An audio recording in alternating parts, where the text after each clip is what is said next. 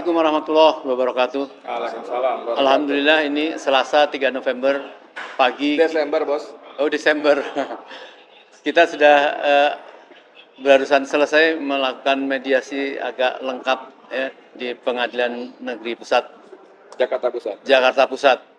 Dan alhamdulillah Jokowi diwakili beberapa pengacara formalnya ya. Kemudian ada prinsipal datang dan para pengacara juga hadir, dan yang terpenting adalah ada tim mediasi ya, yang dipimpin oleh resmi dari Pengadilan Negeri ini. Mungkin saya minta untuk Pak Heri dulu memberikan gambaran khusus terhadap apa yang terjadi proses mediasi ini, Pak Heri. Ya, Assalamualaikum warahmatullahi wabarakatuh. Waalaikumsalam warahmatullahi wabarakatuh. Ya, pada hari ini, hari Selasa, tanggal 3 Desember 2024, kita baru saja selesai melaksanakan sidang mediasi yang kedua. Jadi sidang mediasi yang pertama itu pekan lalu, Selasa pekan lalu, tanggal 26, dan sekarang sidang yang kedua. Pada sidang yang pertama, hari Selasa tanggal 26, memang para pihak hadir, diwakili oleh kuasa hukum. Dari kuasa hukum penggugat diwakili oleh Pak Ajis dan kawan-kawan, dan juga dari kuasa hukum tergugat diwakili oleh Pak Dr. Dadang dan kawan-kawan. Jadi pada agenda sidang yang pertama hari Selasa tanggal 26 itu, memang kita diminta oleh mediator untuk satu, melengkapi secara administrasi surat kuasa istimewa dalam hal untuk mediasi.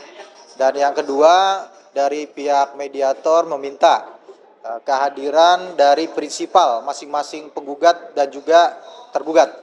Dan alhamdulillah pada sidang mediasi kedua pada hari ini, prinsipal penggugat ada Pak Munarman, ada Pak Mursalin, ada Pak Edi Mulyadi, dan ada Pak Sunarko hadir. Ada 4 orang dari penggugat.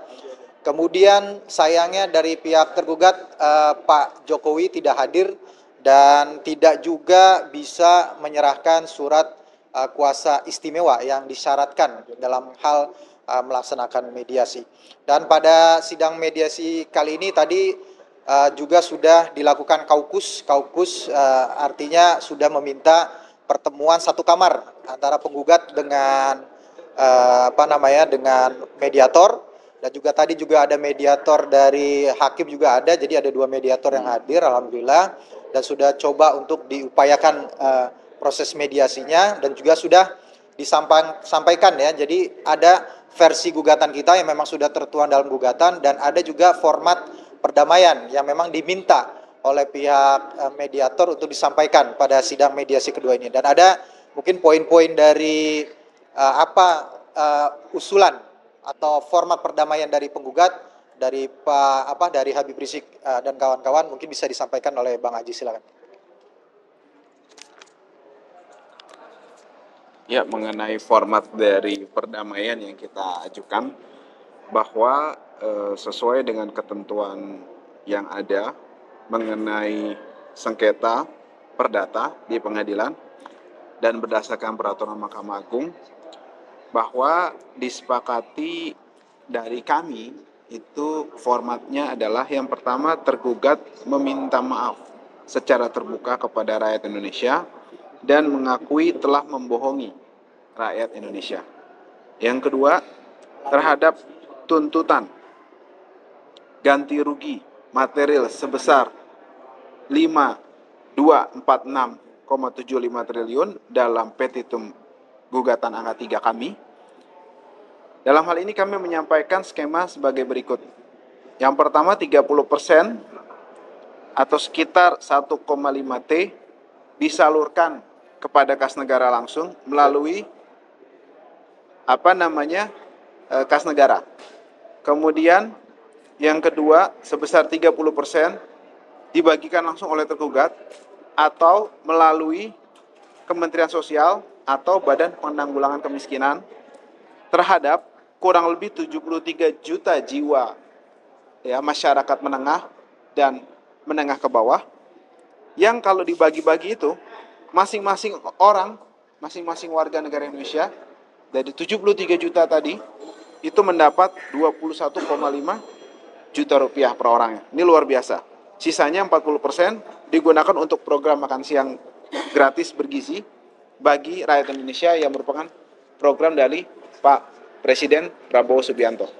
Itu singkatnya yang saya sampaikan di mediasi tadi bersama tim kuasa hukum dan para prinsipal. Mungkin lebih lanjut Pak Edi ada yang mau disampaikan, silakan. Oke, makasih banyak. Saya sebagai prinsipal, tadi waktu mediasi, itu langsung dipimpin oleh hakim ya, Pak Daryatno ya. Didampingi oleh mediator Pak, siapa tadi? Pak Yoris ya. Kita, dari mereka ada 3 orang, salah satunya bergelar doktor ya. Saya tanyakan pada dokter itu, tim itu, bagaimana mekanisme kerja kalian dalam konteks mediasi kasus ini, terutama dalam hal komunikasi dengan Joko Widodo. Apakah kalian bisa ketemu langsung? Apakah harus melalui orang lain lagi, Pratikno atau siapa dan sebagainya? Lalu dijawab bahwa ya, kami komunikasi langsung, gitu kan? Dengan jawaban seperti itu, saya tadinya berharap urusan kita menjadi lebih mudah. Tapi ternyata, seperti diungkap teman-teman lawyer tadi, mereka datang pun tidak membawa surat kuasa khusus ya, apa istilahnya ya? Iya. Bahwa mereka, para lawyer itu berhak mewakili Jokowi dalam mediasi kali ini. Khusus di mediasi. Mediasi khusus ya, khusus mediasi. Jadi saya nggak ngerti soal-soal begini, tapi ternyata ini menjadi sangat penting, karena tanpa itu mereka tidak berhak dan tidak bisa mewakili. Tidak punya legal standing ya. Sementara kami, seperti kata Heri tadi, selalu mematuhi semua ketentuan yang ada. Bikin surat kuasa khusus, apa segala macam. Artinya kita serius.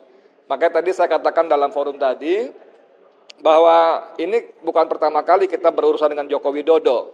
Dan selalu saja dia main-main dengan masalah-masalah teknis seperti ini, yang membuat sidang-sidang kita tidak bisa berjalan lancar. Jadi seperti buying time ya, ngulur-ngulur waktu, sehingga kita nggak jelas apa maunya. Dan saya ingatkan lagi kepada tim lawyer mereka, saya ingatkan lagi bahwa Jokowi apapun bukan lagi presiden. Jadi nggak usah lagi belagu macam-macam, walaupun kita tahu dia punya kesibukan ya, kesibukan cawe-cawe di banyak pilkada. Yang kita pikir setelah anaknya jadi wapres, cawe-cawenya selesai, ternyata tidak juga. Padahal waktu dia pulang dari Jakarta setelah jadi presiden, dikawal Panglima TNI, Kapolri, dan perangkatnya, dikawal 8 jet tempur, dan semacam. Setelah itu ternyata balik lagi ke Jakarta untuk lempar-lempar kaos. Nah, saya ingatkan kepada tim lawyer mereka, kasih tahu Jokowi serius, ini yang dihadapi rakyat, jangan main-main lagi, jangan ngulur-ngulur waktu lagi. Tunjukkan bahwa Jokowi pemberani, bukan pengecut yang cari-cari alasan. Saya kira tadi yang saya sampaikan begitu, dan sepertinya baik mediator maupun tim dari hakim, walaupun senyum-senyum, memahami apa yang saya maksudkan. Dan dari tim mereka, 3 orang tadi, lawyer tadi juga saya desa betul untuk sampaikan. Jadi nggak usah macam-macam lagi. Tadi dia malah minta waktu mediasi berikutnya 2 pekan lagi. Untungnya hakim kita, ya hakim yang menangani ini mengatakan jangan terlalu lama Pak.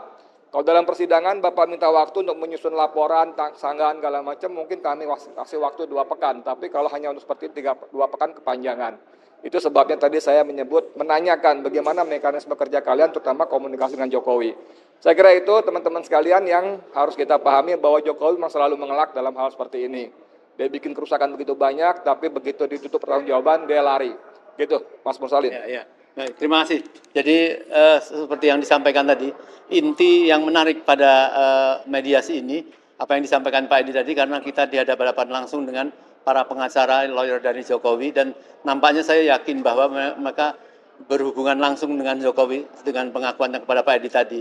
Dan terpenting adalah Pak Edi dengan lugasnya menyampaikan keberatan-keberatan dari Jokowi itu.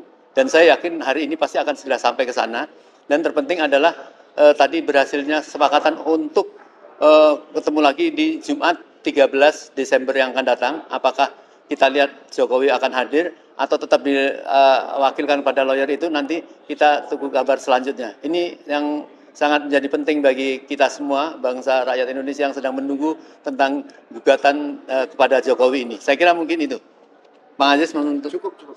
Jadi cukup. Ayo. Baik. Assalamualaikum warahmatullahi wabarakatuh. Waalaikumsalam warahmatullahi wabarakatuh.